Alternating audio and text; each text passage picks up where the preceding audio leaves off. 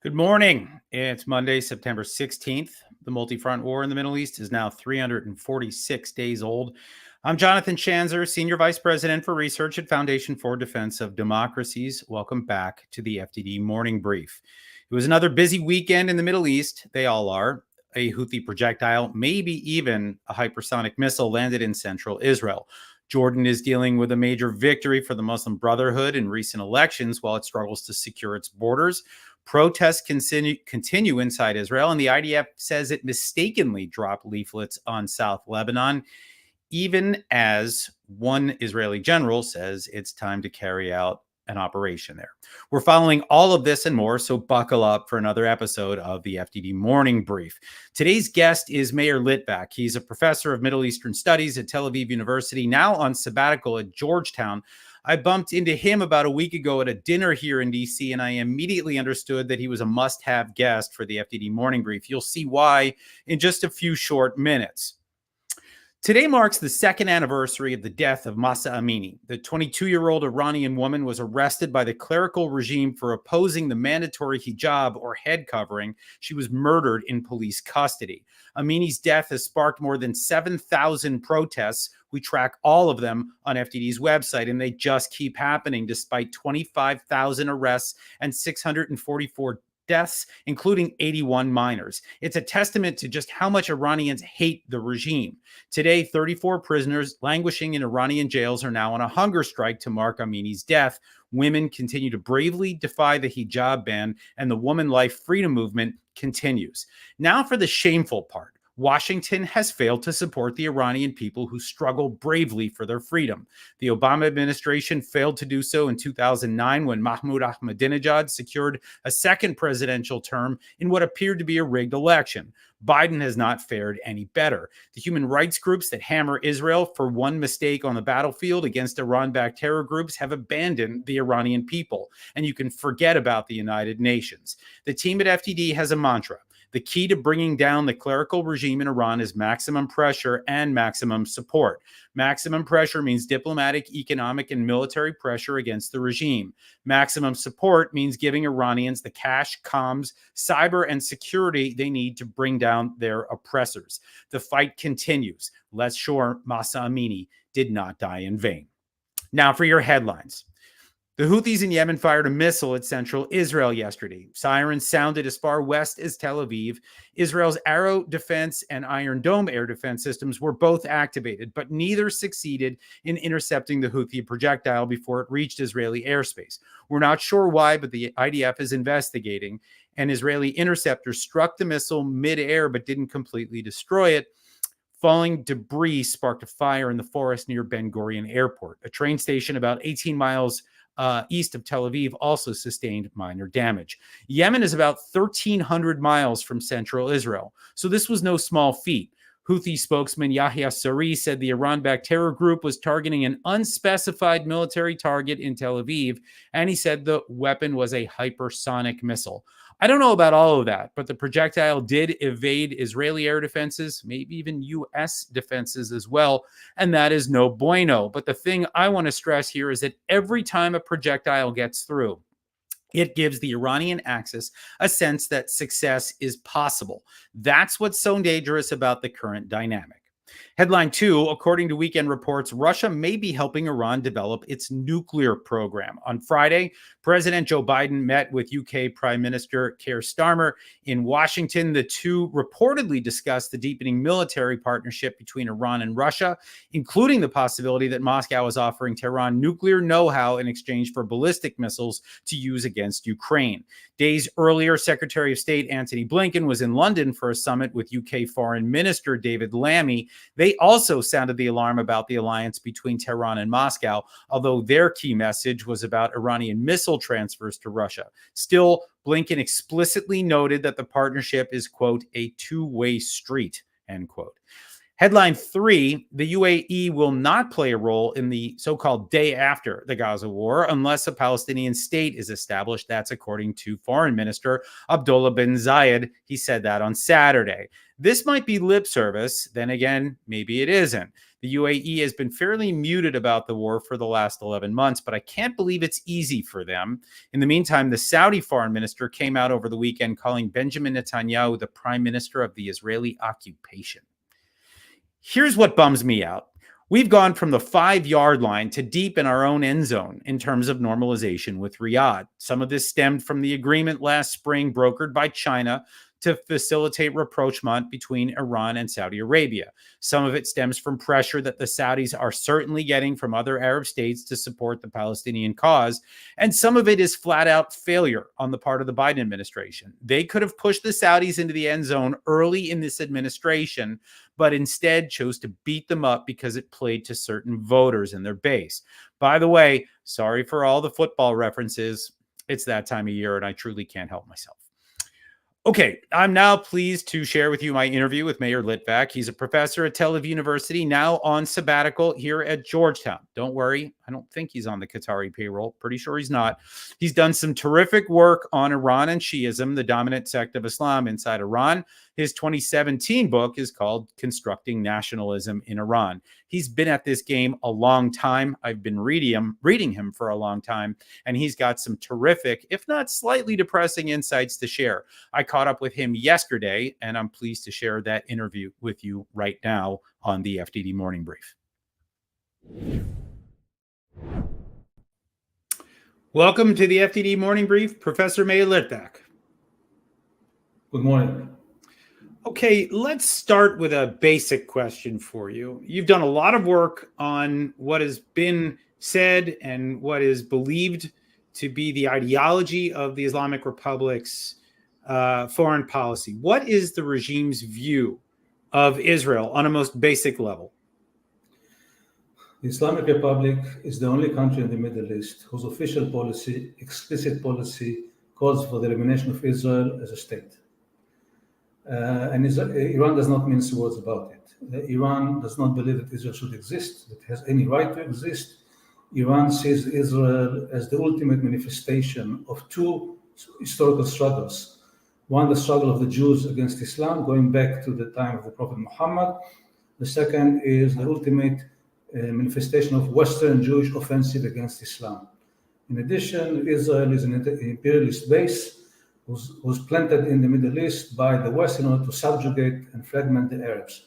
Therefore, the Iranian position is that Israel should disappear. The Iranian position is that it should be done by the Arabs, by the Palestinians, and Iran's role and goal is to provide all the necessary help, equipment, money, training, logistical support, financial support, and political support to the Palestinians and the Arabs, whose goal is to destroy Israel through a war of attrition. It's interesting because, of course, we know that Iran continues to fight Israel to the last Arab. In other words, using the Palestinians and the Iraqis and the Syrians and the Yemenis, and they don't have to get their hands dirty. They don't have to lose blood and treasure as they do it. But let me maybe broaden out and ask. I mean, we all know the history here, or I think we do.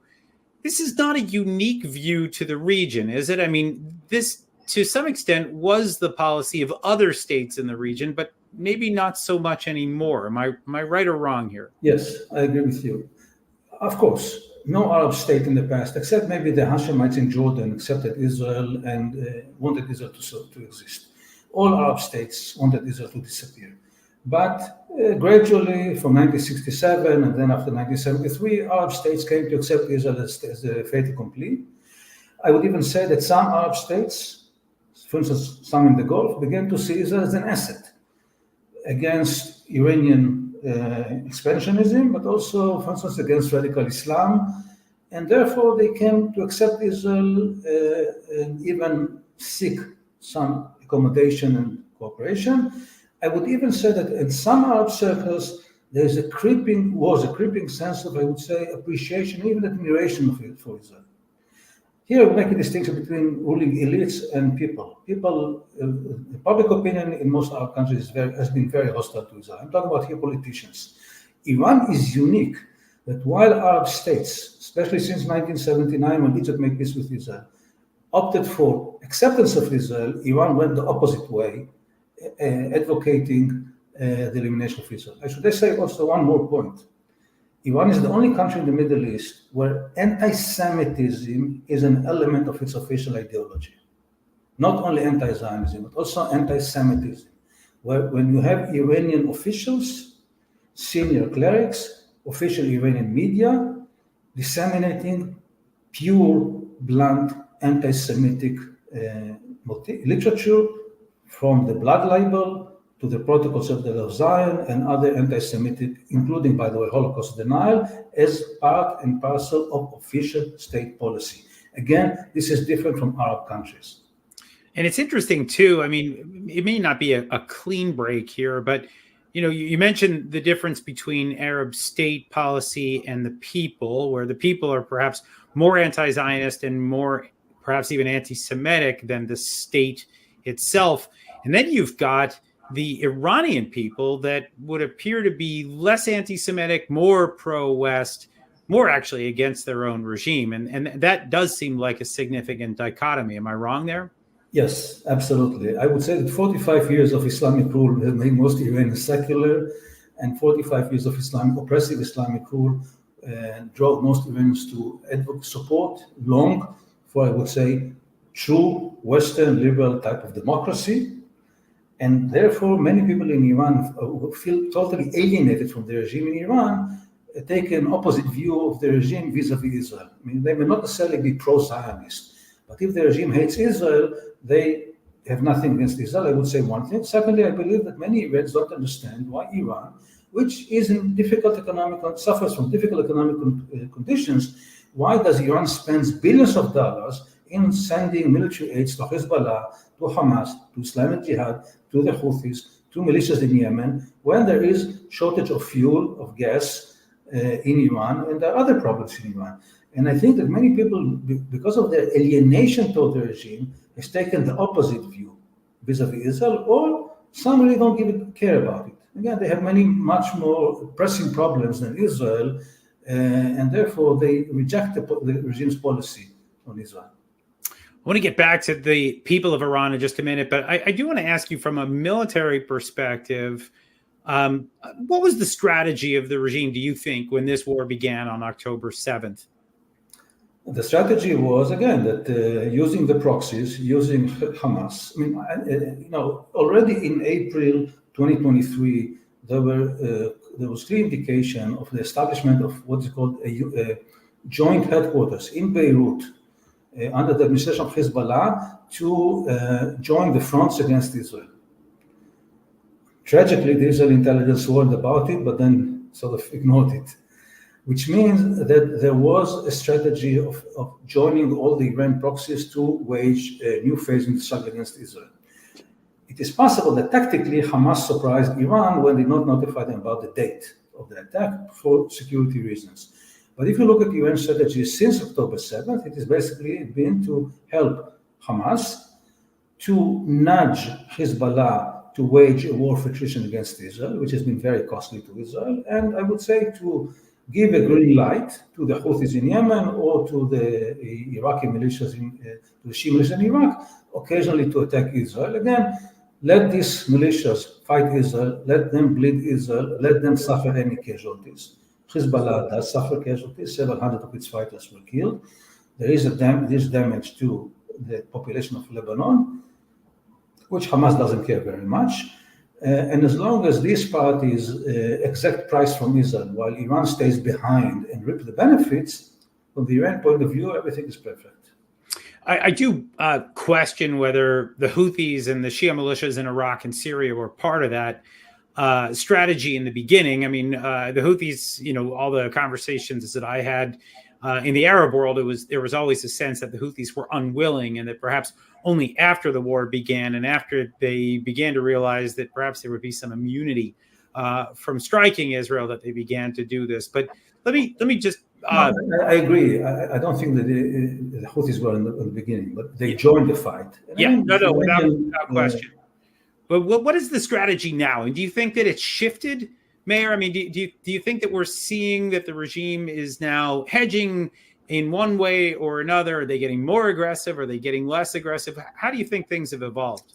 I believe, I'm afraid that there is a change toward a more aggressive posture vis-a-vis Israel, because I think the regime feels more secure on the one hand, feels that Israel has become weaker, and we see voices, or we hear voices, and we see pressures in Iran to take a more direct approach against Israel. I would say part of it is because there's been escalation also from the Israeli responses or Israeli measures against Iran. So we clearly see one wing of the Iranian regime or elites pushing toward direct confrontation with Israel, that is the Revolutionary Guards. At the same time, and it's significant, the newly elected president Pezeshkian, who is not a pro-Zionist by any means, but cares more about Iran, does not want Iran to go into direct confrontation with Israel because he understands the harm it will be caused to the Iranian economy. Apparently, he is also interested in improving Iran's relations with the West, and he understands that going to war against Israel will foil any chance, as slim as it may be, for Iran to somehow reach some rapprochement with the West in order to remove the sanctions against Iran. That is, he cares about removing the sanctions. The Revolutionary Guards don't give a damn about the sanctions because they make profits from the sanctions. Yeah. So what we see here are maybe the certain divisions within the Iranian elites on the position, on the action against Israel, and apparently, and I'm saying apparently as is today's morning, Khamenei has not decided yet which policy to approach. That may change in the afternoon or tomorrow. It's interesting, though. Just looking at Pezeshkian's position, it's so strange because he obviously inherited the previous position of his predecessor, who died in a fiery chopper crash. That already there was a war underway. So here he comes in, and he's sort of trying to dial it back. That doesn't make a lot of sense to me, but I think you're right. We're still trying to figure out which way the regime will ultimately go, whether they push all their chips into the middle of the table and wage the war that I think we've feared.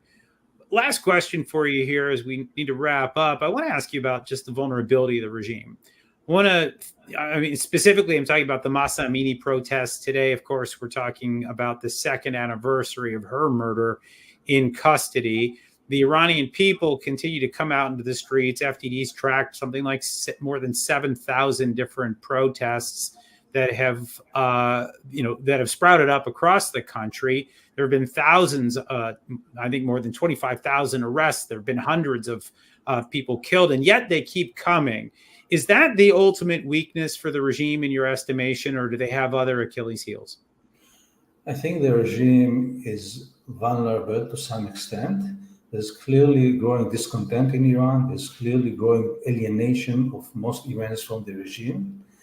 On the other hand, I'm afraid that even though the regime is vulnerable and very unpopular, it is not at risk yet, because I would say a combination of very successful oppression. Yes, there are protests, but the regime is efficient and brutal in using oppression, I would say one thing. And secondly, the protests have not accumulated, have not reached a certain, you could say, level of takeoff, because I think most people are still afraid, or they are afraid of the unknown. That is, they're afraid that either Iran would slide into civil war, like Yemen, Syria, or Iraq, or they may get something much worse than the current regime, that is, let's say, a military dictatorship of the Revolutionary Guards. I think that these things hold many Iranians back. And therefore, the regime, even though it is unpopular, even though it is fearful, you see the number of arrests, brutality they use against protests, I'm afraid that the regime at the time being is still pretty strong. Well, that's not the most uplifting way to end this, but we are going to leave it here. Meir Litvak, thank you very much for joining us today on the FDD Morning. My pleasure. Always interesting to hear from that guy, one of the real journeyman scholars in Israel who's been tracking this stuff for as long as I've been able to read it. All right, here's what FDD has on tap for you today. My colleague Tzvi Khan has a new piece for Canada's Macdonald-Laurier Institute, where he underscores why Hamas's slaughter of Israeli hostages poses a direct threat to Canada's interests as a democratic Western nation. Unlike groups, or rather until groups like Hamas are relegated to the ash heap of history, ignoring the need to stand against Iran-backed terrorism signals to Islamist terrorists the world over that they can strike wherever they choose. That's from Tzvi Khan here at FDD. FDD's Behnam Ben Talablu was recently featured in a news segment for DW, which is the PBS of Germany. The segment explores Iran's transfer of Fatah 360 close-range ballistic missiles to Russia. Behnam notes that the transfer represents the farthest ever proliferation of Iranian ballistic missiles and is the first such transfer to Europe. History in the making here in the worst possible way. And finally, I mentioned earlier that FDD has been tracking those Iranian protests since Mahsa Amini's murder 2 years ago. I encourage you to check that out today. The interactive tracker can be found by simply Googling FDD Iran protest tracker. It's the top result. And to my chagrin, that's a wrap for today. Read our expert analysis on our website, fdd.org. Read our quick takes on X at FDD. And please do support our work with a tax-deductible donation at fdd.org/invest. Tune in Wednesday for another episode of the FDD Morning Brief. I'll catch up with a great Iranian-American voice and great ally here in D.C., Cameron Khansarinia. He's vice president at National Union for Democracy in Iran, or NUFTI. Until then, I'm Jonathan Schanzer, signing off for FDD.